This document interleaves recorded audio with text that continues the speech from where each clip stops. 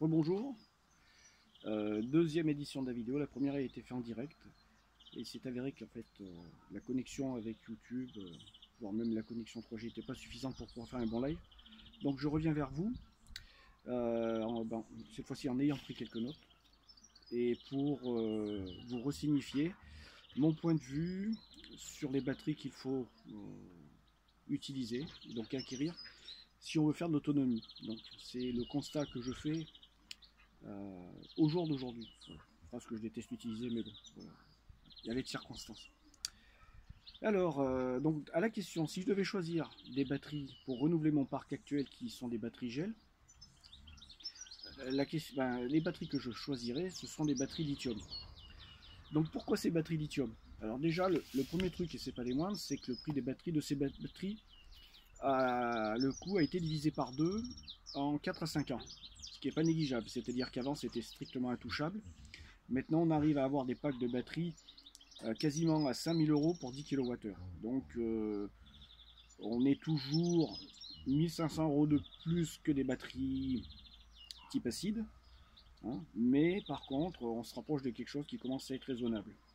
Alors sachant qu'il faut le concevoir, en fait, quand on décide d'avoir des batteries pour faire de l'autonomie, on n'est pas dans un premier temps dans un raisonnement de rentabilité. Les batteries actuellement, il ne faut pas se mentir, c'est pas rentable. Ça le sera certainement à l'avenir quand le kilowattheure EDF ou non EDF d'ailleurs, hein, avec la privatisation de ces services, les nouvelles offres vont arriver. Et ensuite, pour renouveler le parc nucléaire, il va falloir beaucoup investir. Donc le prix du kilowattheure a explosé. Donc au jour d'aujourd'hui, je le répète, il n'y a pas de rentabilité. Mais voilà, donc ça va changer puisque les coûts vont baisser et ensuite avec l'augmentation du prix EDF, il va y avoir un inversement de tendance. Donc les gens qui s'intéressent à l'autonomisation et au stockage d'énergie sont des gens qui sont, à mon sens, prévoyants et clairvoyants.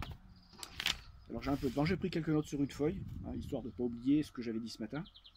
Ensuite, le deuxième argument concernant l'utilisation de batteries lithium, plutôt que celle au gel et plutôt que celle à type acide, il n'y a pas d'entretien. Voilà, donc ça c'est quand même béton, il n'y a aucun entretien. Donc les batteries gel c'est sans entretien également, les batteries acides il y a de l'entretien. Donc c'est un argument qui pèse quand même lorsqu'on veut pas, qu'on n'est pas un technicien ou qu'on veut pas faire appel à des techniciens pour y compris ces activités-là. Je suis en train de boire un café, donc je fais la pause en même temps. On fait semblant d'être en direct en fait. Ensuite, les batteries les batteries lithium, pardon. Alors elles acceptent un nombre de cycles charge-décharge hyper important. On est sur des 5 à 6 000 fois sur des cycles de décharge à profondeur de 80%. C'est-à-dire qu'en fait, vous videz quasiment entièrement vos batteries sans les flinguer et elles peuvent être rechargées 5 à 6 000 fois. Donc sachant qu'en de toute façon, tous les jours, on ne les vide pas à 100%. Hein, on sera bien en dessous. Donc on peut très bien estimer une quinzaine d'années, voire une vingtaine d'années d'utilisation sans problème de ces batteries-là. Donc ce qui n'est pas négligeable, vu leur coût déjà, c'est clair. Et ensuite, étant donné que si on se plonge sur les batteries gel, on est sur des 1500-1600 cycles charge-décharge à hauteur de, alors que je sois précis, aux alentours des 50%.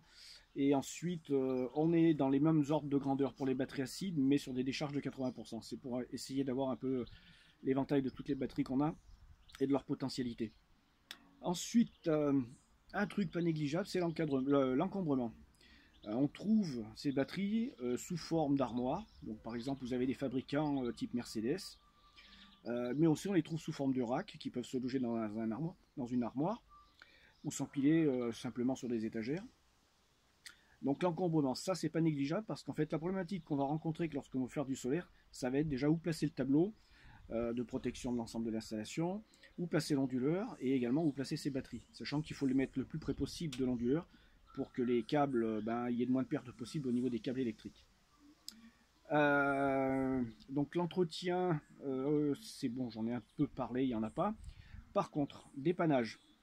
Sachez que pour les batteries gel comme pour les batteries acides, si vous avez un problème sur une batterie alors que le pack de batterie a déjà servi au-delà d'un an, si vous rajoutez ou vous changez les batteries dans le système, cela va affaiblir les batteries neuves parce qu'en fait elles vont devoir fournir le travail que ne fournissent plus les batteries usagées. Donc vous allez flinguer et diminuer la durée de vie de vos batteries neuves. Donc en fait on se rend compte qu'avec les batteries acides ou gel, on aura très peu de... Il y a un peu de vent, je sais. On aura très peu de marge de manœuvre pour pouvoir faire évoluer son installation en termes de temps par rapport au moment où on aura 1000 packs en service. Et si vous avez une batterie qui fume, ou qui est détériorée pour une raison X ou Y, voilà, vous allez compromettre la longévité totale de votre pack en ajoutant une batterie. Donc, c'est pas le cas avec les batteries à lithium. Vous pourrez changer un seul de ces éléments sans compromettre l'ensemble de l'installation. Donc ça, c'est pas négligeable non plus. Après, la problématique est la même que sur tout matériel. Il faut arriver à retrouver 10 ans après le même type de batterie pour l'injecter dans le dispositif. Voilà, donc j'ai fait à peu près le tour. Ensuite, peut-être que cette question, et je pense qu'on en reparlera un peu plus tard, mais je vais quand même l'évoquer. Les gens posent souvent la question, mais combien il faut que j'ai de stock d'électricité dans les batteries? Donc combien de batteries, combien de braques, éventuellement, il faut que j'achète.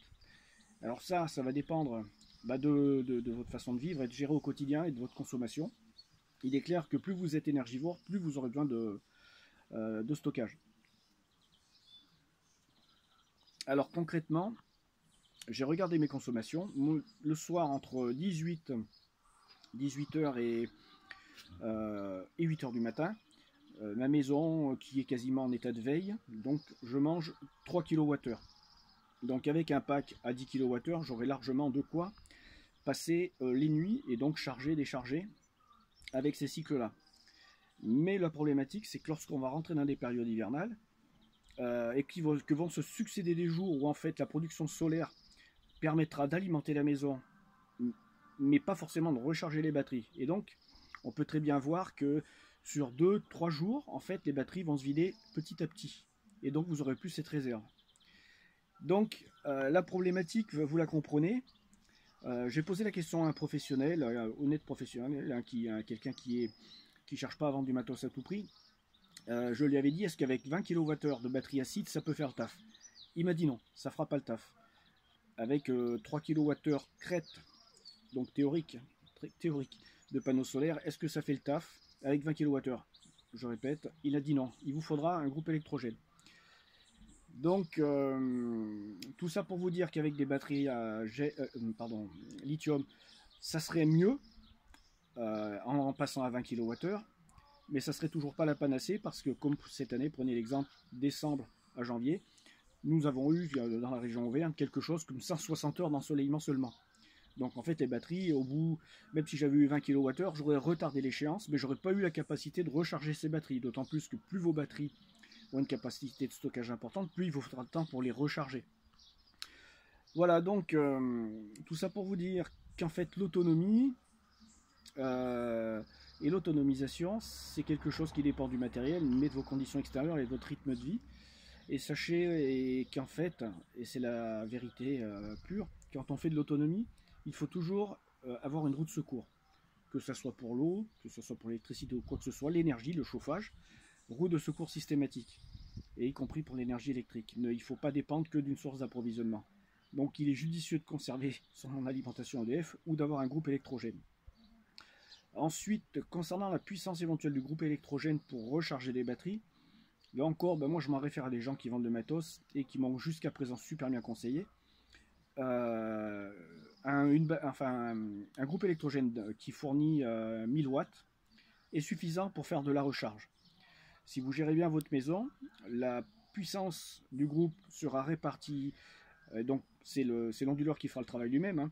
Et ceci, vous en pré-réglant dans l'onduleur la puissance de recharge de vos batteries, vous allez pouvoir avoir une concordance puissance du groupe électrogène et puissance de recharge de vos batteries. Tout ça par un paramètre sur votre onduleur. Vous pouvez pas dire par exemple je veux recharger mes batteries avec 10 ampères max. C'est un exemple. Donc gardez bien ça à l'esprit. Le groupe électrogène, il n'y a pas besoin d'avoir une grosse usine à gaz de 4 kWh pour recharger. Si on parle bien de recharger, de faire alimenter un tout petit peu la maison en mode, on ne veut pas dire survie, mais veille, un petit groupe électrogène. Pensez aussi à l'insonorisation. Prenez un groupe de qualité par contre. Vaut mieux un groupe moins puissant, mais de qualité, c'est-à-dire qui démarre quand on lui demande de démarrer et qui fasse pas de bruit. S'il s'agit de pourrir dans le voisinage, je vous explique pas. Donc par exemple, vous prenez un Honda qui sera dans les 1000 watts, hein, on est dans les 1000-1200 euros par là, je crois. Voilà. Alors, je vous conseille, mais je vous informe aussi, je ne veux pas vous mentir, je n'ai pour l'instant pas ces batteries lithium, donc je n'ai pas pu l'expérimenter par moi-même. J'ai testé des groupes électrogènes, et c'est pour ça que là, par contre, je peux vous dire ce qu'il en est. Le groupe électrogène ne